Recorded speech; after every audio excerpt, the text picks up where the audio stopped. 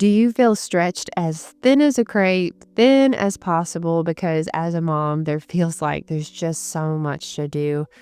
I so understand that feeling. Having 5 kids, 10 and under, I have felt that feeling many, many times between laundry, dishes, food prep, baby or toddler care, and just trying to keep everyone healthy. It's a lot. Today, I'm going to show you how to manage feeling stretched thin as a newish mom by sharing some practical tips and mindset shifts to help you balance all the parenting you're doing and the daily duties that come along with being a mom.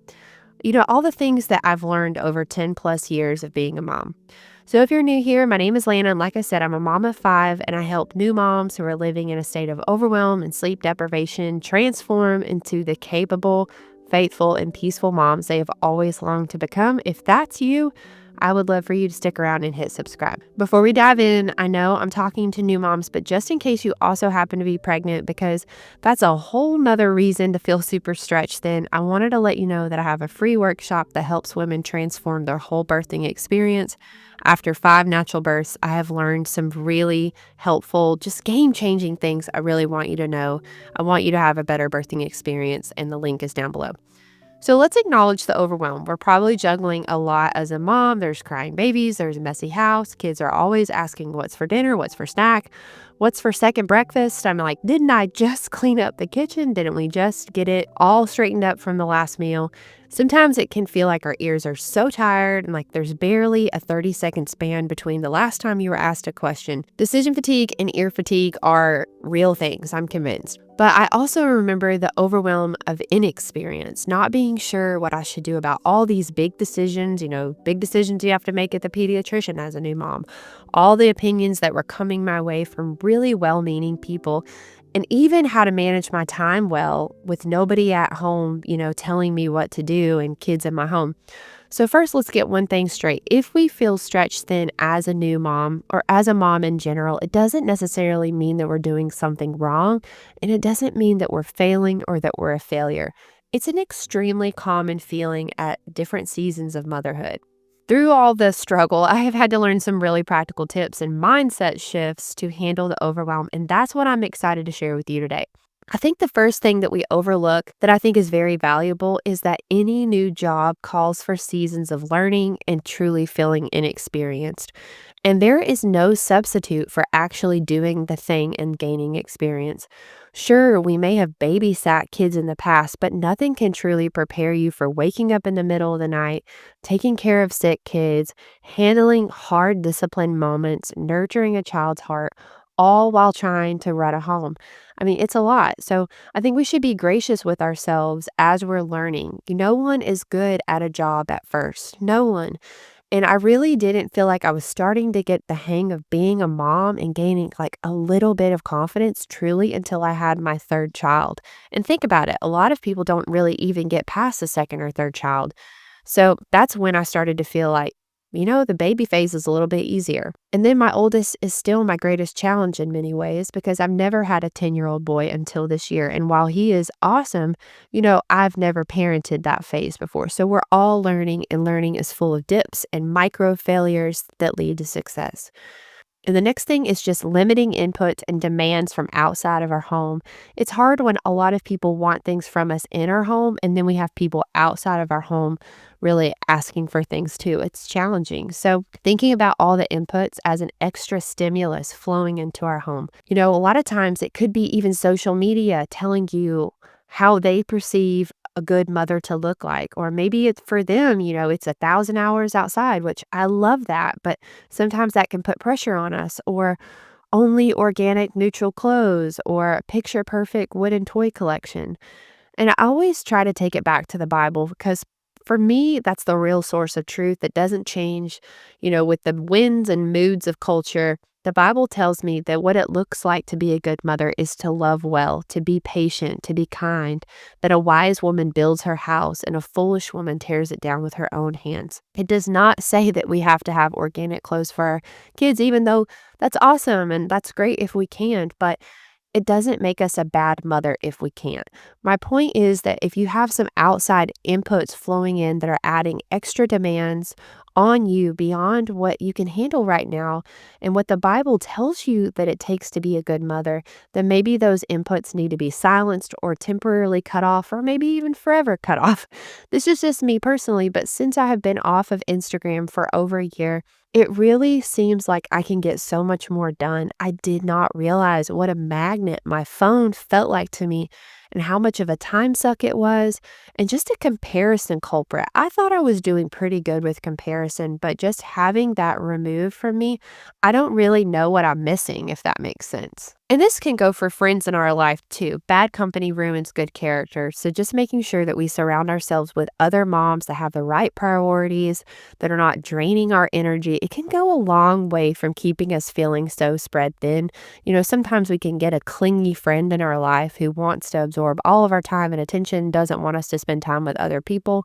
That's just codependency. And so we've got to make sure we've got really good friends in our lives that are breathing life into us and into our lives. I know that there's going to be hard times where maybe we need to bear a burden or things like that, but just as a whole, if you have people in your life who are draining you, we do have to give our first and our best to our husbands and our kids. Okay, so just pausing for a minute, tell me down below, how have you seen different inputs, whether social media or people in your life, just spread you even thinner than you already are from like an energy perspective? And how did you begin to limit those negative voices or inputs in your life? I just want to hear from you. I always just kind of want to pause and just bring you guys into the conversation because I know there are some really wise women who are watching this video and you guys have really valuable insight as well. So it's not just me. I called this whole channel Girl Teach Me because I feel like we can learn from one another. So just want to pause and ask for your insight. I know it can be valuable. So the third one is super practical, but begin to establish some systems. And I want to share some of my most helpful systems and how I try to keep things even fun as I stay motivated to keep doing the right thing.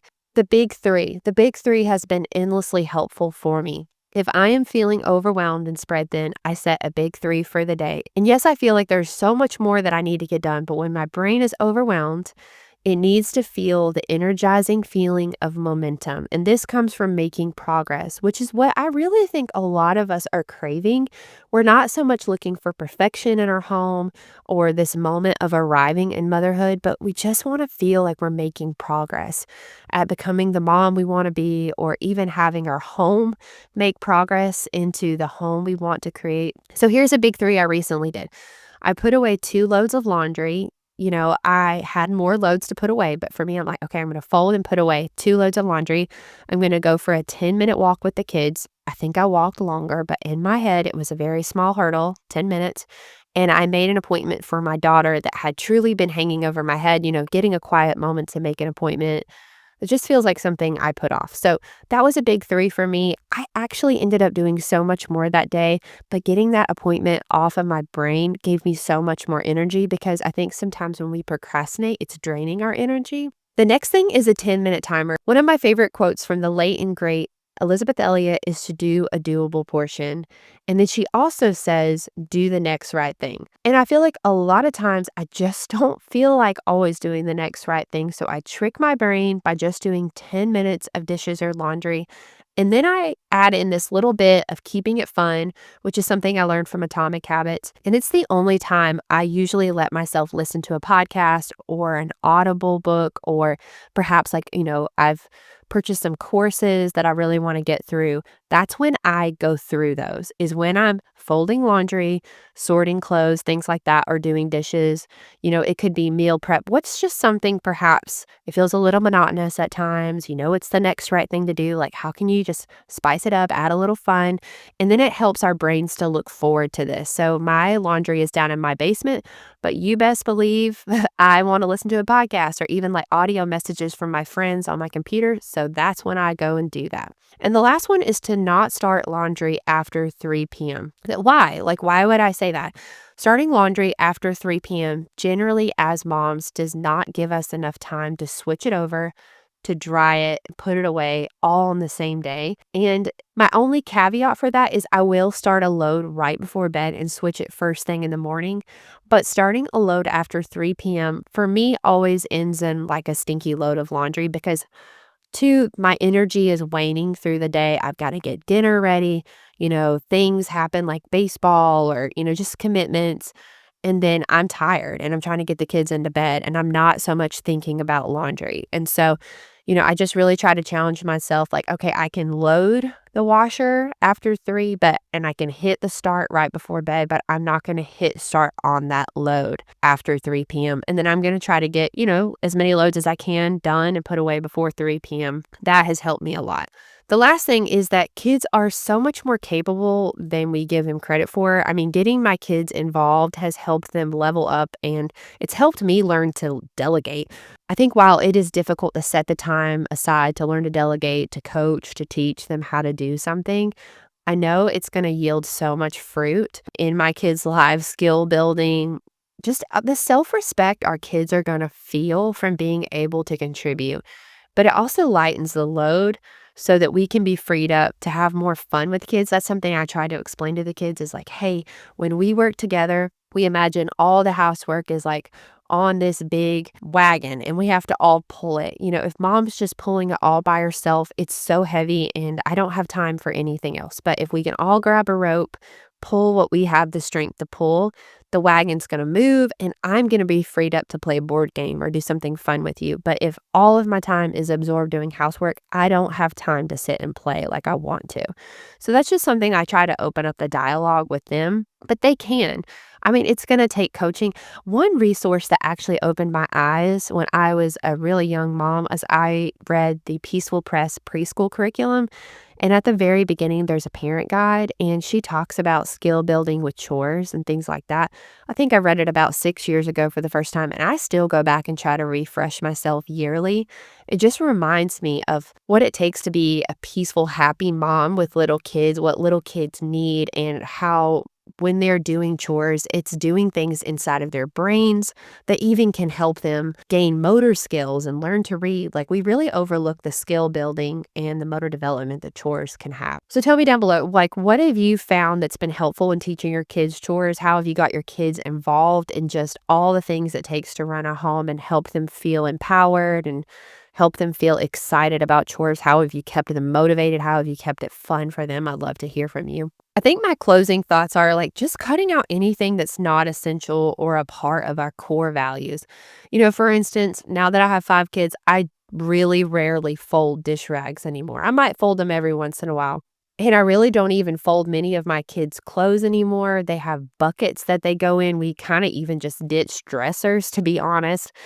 And I put them in their bucket or I give it to them in their hands, maybe folded at that point, and they go put it in their bucket. Years ago, I stopped taking my kids to preschool. Everybody was telling me my kids have to go to preschool or they'll never learn to read. I stopped doing that because, I didn't want to live my life in the car line and I wanted to be with my kids. And so I felt more drained packing lunches, getting them ready for school, getting them in the car, then getting in car line and then picking them up 3 hours later. I just learned that like, hey, that doesn't work for me.